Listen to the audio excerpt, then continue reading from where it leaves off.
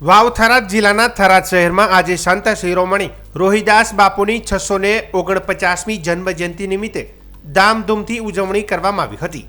આ અવસરે જામનાથ બાપુના આશ્રમથી હનુમાન ગોળાઈ સુધી ભવ્ય રેલી યોજાઈ હતી।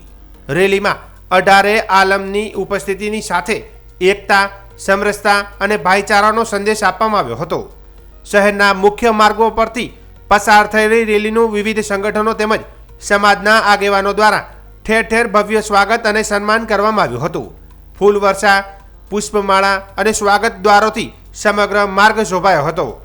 રેલી દરમિયાન ભજન, કીર્તન, જયઘોષ અને સૂત્રોચ્ચાર ગુંજતા રહ્યા હતા, જેના કારણે થરાદ શહેર ભક્તિમય માહોલમાં રંગાઈ ગયું હતું।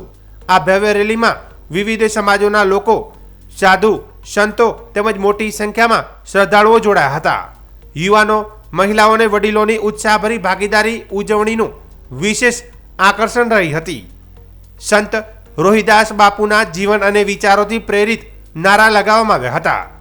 કાર્યક્રમ દરમિયાન વક્તાઓએ જણાવ્યું હતું કે સંત રોહિદાસ બાપુએ સમતા, માનવતા અને સામાજિક ન્યાયનો જે સંદેશ આપ્યો છે તે આજના સમયમાં એટલો પ્રાસંગિક છે। તેમના વિચારો સમાજમાં ભાઈચારો અને એકતાને મજબૂત બનાવે છે।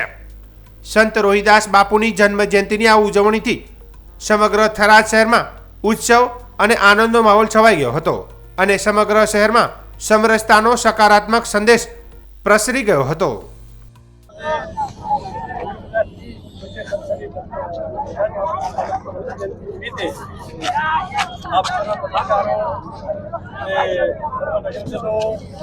બધી સમાજના લોકોએ પૂજ્ય બાપુના જે ઘોડાના સન્માનનું સ્વાગત કર્યું એ બદલ મારા આશીર્વાદ